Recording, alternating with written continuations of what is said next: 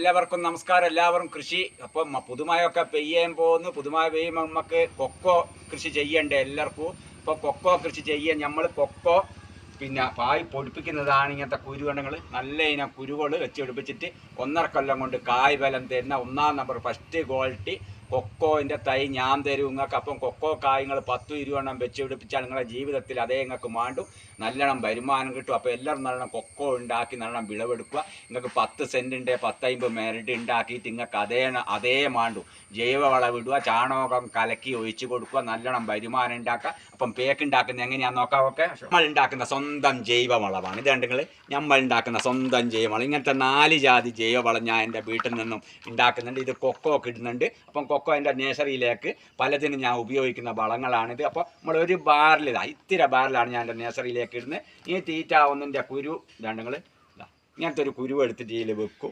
ഇത് കുറച്ച്